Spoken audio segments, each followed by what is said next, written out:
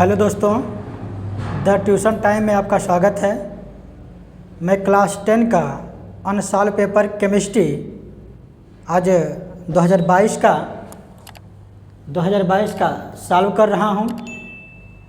आप लोग इसे बड़ा ध्यान से देखिए। अगर आपको न समझ में आए तो फिर आप जो है कमेंट करके हमें बताइएगा, लेकिन कोशिश करूंगा कि आपको ये पूरा का पूरा वीडियो समझ में आ जाए, ठीक ना। ये अनसॉल्व पेपर 2022 का है, कक्षा 10 का।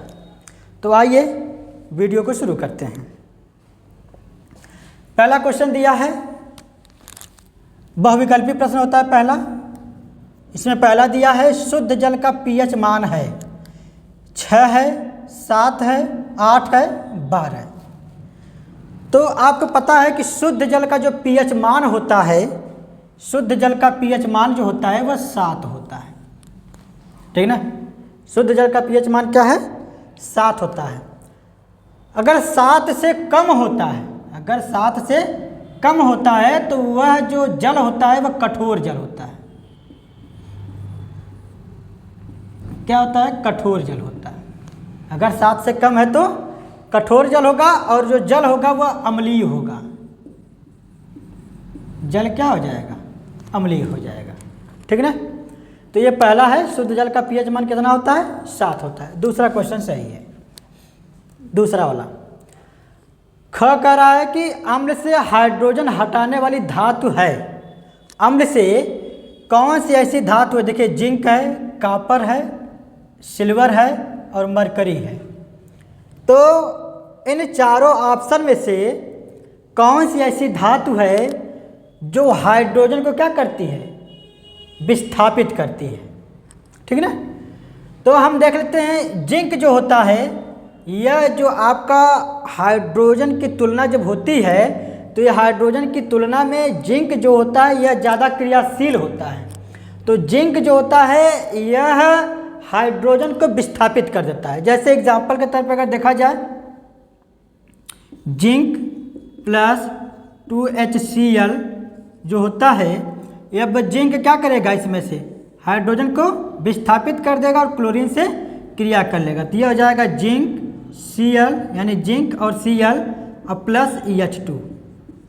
यह इसको क्या कर देगा? विस्थापित कर देगा। लेकिन कॉपर क्या होता है? ये कॉपर जो होता है यह हाइड्रोजन की तुलना में कम क्रियाशील होती है। जब यह हाइड्रोजन की तुलना में कम क्रियाशील होती है तो यह हाइड्रोजन को विस्थापित नहीं कर सकता है। इसी प्रकार Ag है, इसी प्रकार Hg है, और प्लेटिनम भी आता है, Pt भी जो होता है ये भी क्या होता है कि हाइड्रोजन को क्या करता है? विस्थापित नहीं कर पाता है। बहुत से ऐसे एग्जाम्पल होंगे, लेकिन आपको जो दिया है वह ऑप्शन में जिंक, कॉपर, सिल्वर और मरकरी दिया है। तो इसमें ऑप्शन पहला वाला सही हो जाएगा, जिंक। जिंक क्या करता है? हाइड्रोजन को क्या कर देता है? विस्थापित कर देता है। अगला है, प्रोपेन का रासायनिक सूत्र है। प्रोपेन, सबसे पहले आपको इसका देखना पड़ेगा कि किस चीज़ का सूत्र बन रहा है। जैसे एल्केन होता है, एल्कीन होता है और एल्काइन होता है। एल्केन, एल्कीन, एल्काइन, ठीक। एल्केन का सूत्र क्या होता है? CnH2n+2। एल्कीन का क्या होता है? CnH2n। एल्काइन का क्या होता है? CnH2n-2, ठीक। तो यह एल्केन है। एल्केन का मतलब किसी चीज़ में जो अनुलग्न लगता है। अनुलग्न क्या लगता है? अनुलग्न लगता है N, ठीक। और एल्कीन में जो होता है, एल्कीन में जो अनुलग्न लगता है वह इन लगता है। एल्काइन जो होता है, एल्काइन में क्या लगता है? आइन लगता है। क्या लगता है? आइन लगता है। एल्काइन में क्या लगता है? आइन लगता है। तो हमको क्या कह रहा है कि प्रोपेन का रासायनिक सूत्र है। तो हम देख लेते हैं, जो प्रोपेन में कौन सा अनुलग्न लगा है? देखिए, प्रोपेन दिया है, तो प्रोपेन में जो अनुलग्न लगा है यह होता है प्रोप धन एन, तब नहीं होगा प्रोपेन। तो एन अनुलग्न किसमें लग रहा है? देखिए इसमें लग रहा है। जब एन अनुलग्न इसमें लग रहा है तो इसका मतलब यह एल्केन का होगा, और एल्केन का सूत्र होता है CnH2n+2। अगर n बराबर हम रख दें, n बराबर अगर 1 रखेंगे, n बराबर क्या रखा जाए? 1 रखा जाए, तब ये क्या हो जाएगा? C1H21+2 तो इक्वल टू हो जाता है CH2 2 मिलकर कितना हो जाएगा? 4, तो CH4। जब CH4 होता है तो कार्बन संख्या 1 है, जब कार्बन संख्या 1 होता है तो यह क्या होता है? मेथ होता है। तो मेथ होता है तो N ग्रुप का है, तो यह इसका नाम हो जाएगा मेथेन। इसका क्या हो जाएगा? मेथेन। लेकिन यह आपको कह रहा है कि प्रोपेन, तो प्रोपेन में कार्बन संख्या का जो मान होता है वह क्या कितना होता है? 3 होता है। कितना होता है? 3 होता है। मेथ एथ प्रोप 3 होता है। तो हम रखेंगे यहाँ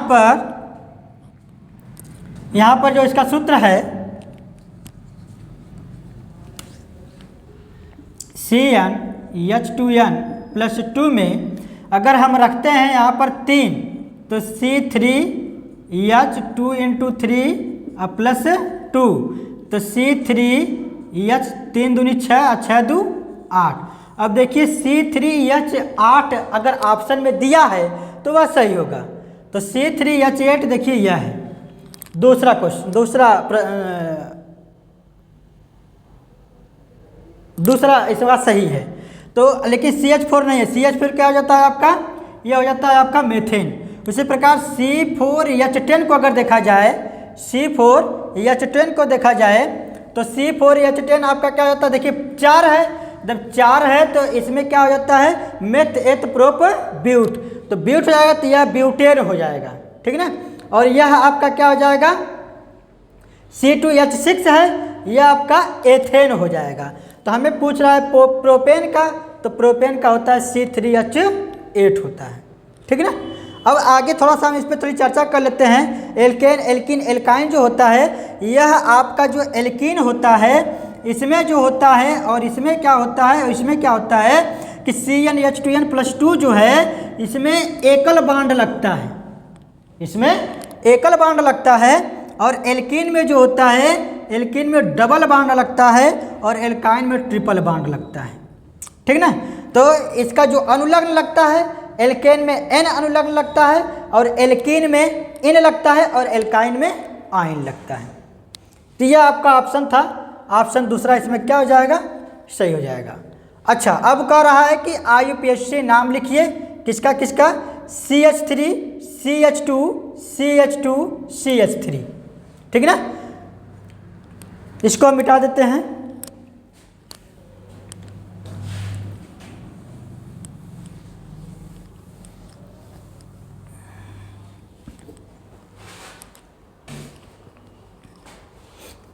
क्या है? CH3 है, CH2 है, CH2 है और CH3 है, ठीक ना। तो इसका नामकरण कर लेते हैं। पहले देख लेते हैं कार्बन संख्या कितनी है? 1 2 3 4 है। कार्बन संख्या कितनी हो जा रही है? 4 हो जा रही है।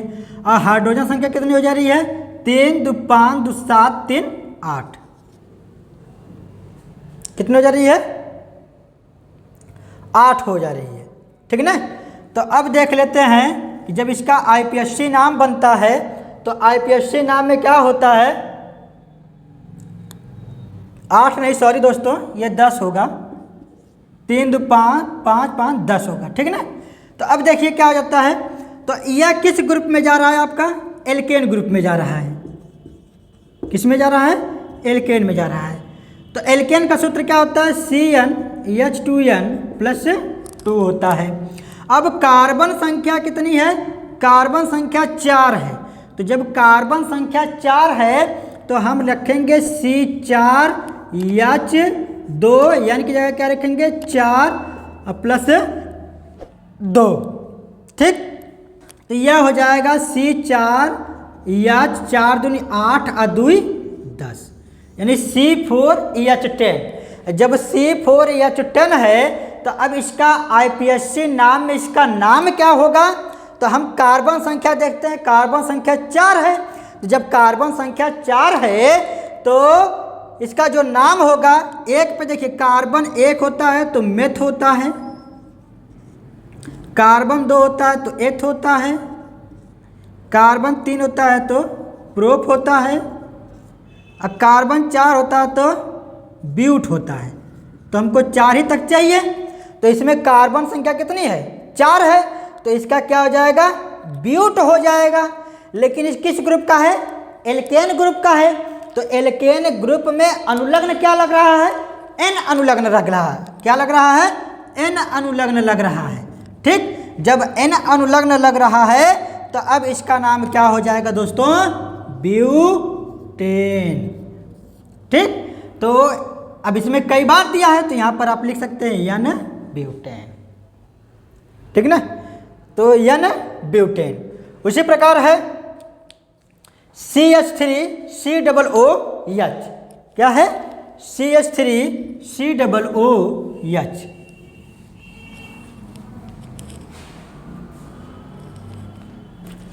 देखिए दोस्तों, CH3COOH, ठीक है ना। तो यह जो होता है COOH जो होता है ये ओइक अनुलग्न लगता है, ठीक है ना। तो यह हो जाएगा, कार्बन संख्या कितनी है? 1 2, तो यह कितना हो जाएगा? एथे COOH लगता है तो ओइक अनुलग्न लगता है, तो क्या हो जाएगा? एथेनोइक अम्ल। क्या होता है? एथेनोइक अम्ल। चलिए अब आगे की बात कर लेते हैं। अगला है रासायनिक अभिक्रिया पूर्ण कीजिए।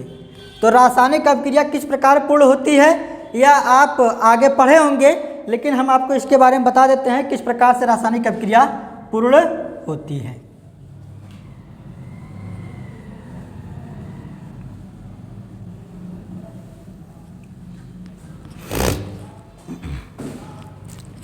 चलिए दोस्तों, क्या दिया है?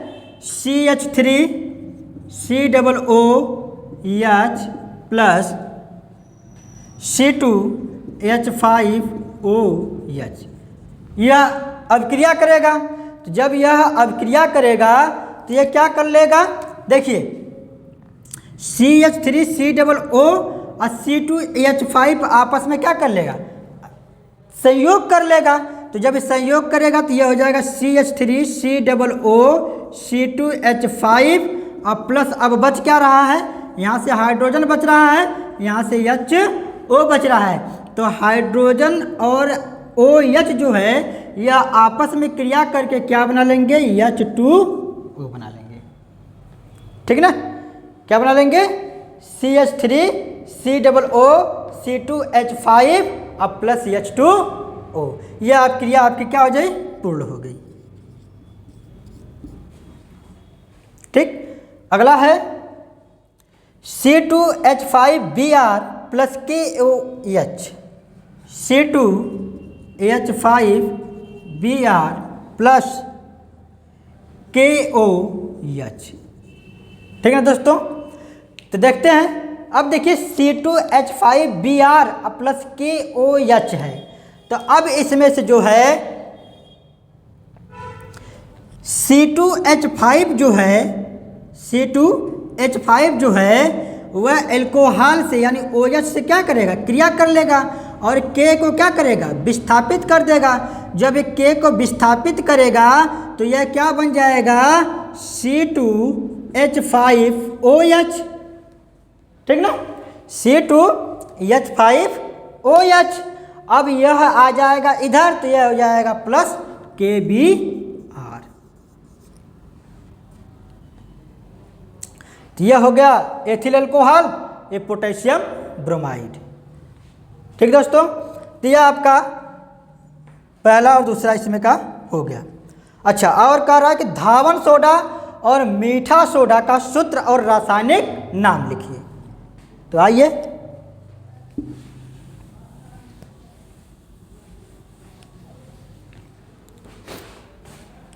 धामन सोडा,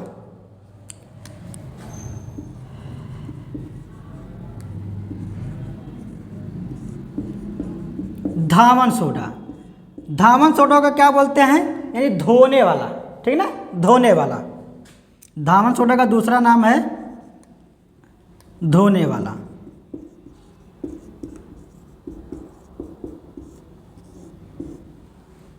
धोने वाला, इसका सूत्र होता है Na2CO3, ठीक ना। और इसका रासायनिक नाम होता है सोडियम कार्बोनेट। क्या होता है, सोडियम कार्बोनेट।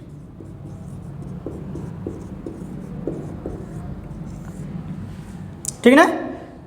धामन सोडा का सूत्र क्या होता है, Na2CO3, और इसका रासायनिक नाम होता है सोडियम कार्बोनेट। अगला दिया है मीठा सोडा।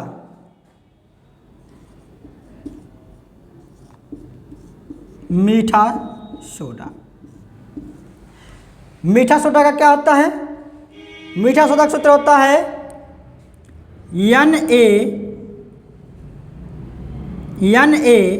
NaHCO3। इसका जो रासायनिक नाम होता है वह सोडियम बाइकार्बोनेट होता है। क्या होता है, सोडियम बाइकार्बोनेट। ठीक दोस्तों, तो सोडियम बाइकार्बोनेट किसका सूत्र होता है, मीठा सोडा का, NaHCO3, सोडियम बाइकार्बोनेट। अगला देख लेते हैं,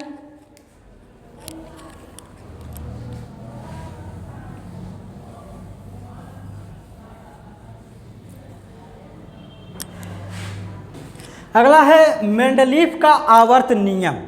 अगला है मेंडलीफ का आवर्त नियम क्या है। तो आप तो पढ़े ही होंगे मेंडलीफ का आवर्त नियम क्या होता है। मेंडलीफ का आवर्त नियम होता है तत्वों के भौतिक तथा रासायनिक गुण, ठीक ना, तत्वों के भौतिक तथा रासायनिक गुण उनके परमाणु भारों के आवर्ती फलन होते हैं। ये तो इसकी परिभाषा होगी, लेकिन इसकी परिभाषा आप इस प्रकार से भी दे सकते हैं कि अगर कोई तत्व है और उस तत्व के उनके परमाणु भारों के रूप में, ठीक है ना, या बढ़ते हुए क्रम में चलने के बाद एक समय अंतराल ऐसा आता है कि पुनः उसकी क्या होती है, पुनरावृत्ति होती है।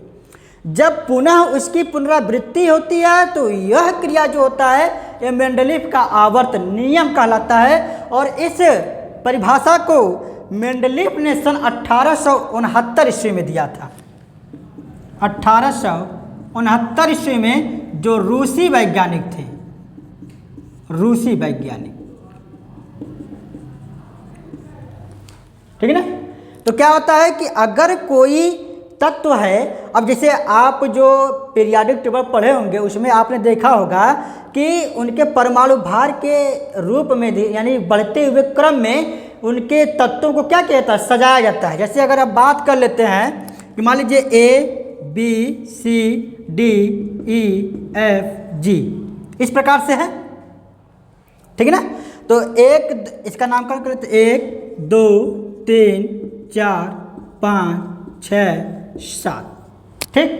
तो अब देखिए मान लीजिए कि A से बड़ा B, B से बड़ा C, C से बड़ा D, D से बड़ा E, E से बड़ा F, F से बड़ा G। अब पुनः जब यच आएगा तो जो यच होगा यह A की तरह गुण रखता है। जब A की तरह गुण रखेगा तब यच क्या आ जाता है, यहाँ आ जाता है। तो अब जो इसके जो बढ़ते क्रम होंगे वह पुनः से उनकी क्या होगी, पुनरावृत्ति होगी। पुनः जब उसकी पुनरावृत्ति होगी तो पुनः वह यच I J K L M N इस प्रकार से होता है। तो यही होता है मेंडलीफ का आवर्त नियम, जो इसके क्या होते हैं, आवर्ती फलन होते हैं, आवर्ती फलन होते हैं, ठीक ना, जिनमें तत्वों का क्या होता है, पुनरावृत्ति होता है। तत्वों का परमाणु भार के रूप में, परमाणु भार के रूप में पुनरावृत्ति होती है।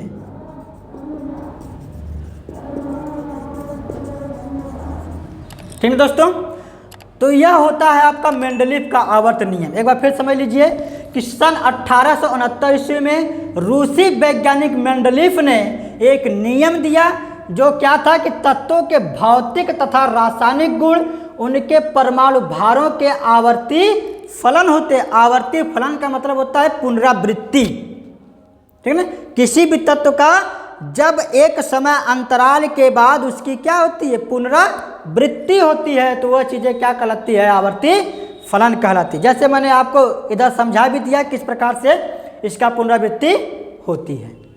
चलिए आइए आगे जाकर देख लेते हैं द्विविस्थापन अभिक्रिया।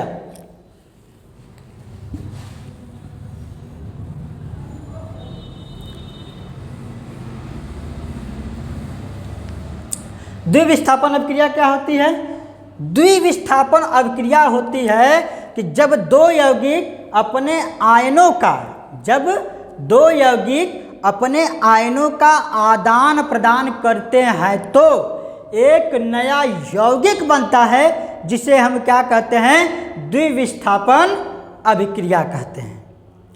ठीक है ना, क्या होता है कि जब दो यौगिक अपने आयनों का आदान प्रदान करते हैं, आदान प्रदान करने के बाद एक नए यौगिक का निर्माण करते हैं, तो इन्हें हम क्या कहते हैं, द्विविस्थापन अभिक्रिया कहते हैं। जैसे एग्जाम्पल में हम लिख लेते हैं NaCl AgNO3 AgCl NaNO3। NaCl होता है क्या, सोडियम क्लोराइड।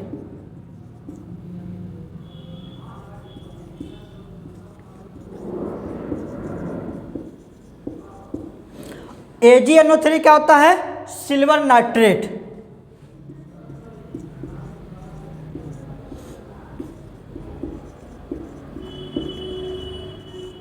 ठीक है ना, ये हो जाएगा सिल्वर क्लोराइड, ये हो जाएगा सोडियम नाइट्रेट।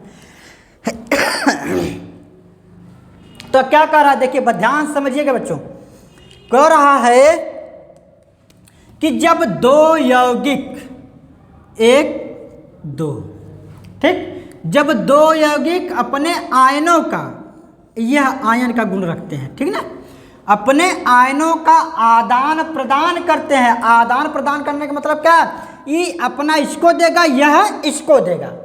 ठीक ना, तो यह जब आपस में आदान प्रदान करते हैं तो नए यौगिक बनाते हैं। नए यौगिक का मतलब यह हो जाएगा, देखिए NaCl प्लस AgNO3, तो अब यह इसको देगा और यह इसको देगा, तो यह हो जाएगा, क्या हो जाएगा, यहाँ पर लिखा गया है, तो यह हो जाएगा AgCl, क्या हो जाएगा, AgCl, और यहाँ से यह इधर चला जाएगा तो क्या हो जाएगा, NaNO3। ठीक है दोस्तों, तो यह था आपका अनुसाल पेपर 2022 का, जिसे आपको सॉल्व करके दिखा दिया गया है। और कोशिश हम यही करेंगे कि आपको यह बेहतर से बेहतर, जितने अनुसाल पेपर हैं हम आपको धीरे धीरे एक एक करके देते रहेंगे, प्रोवाइड करते रहेंगे।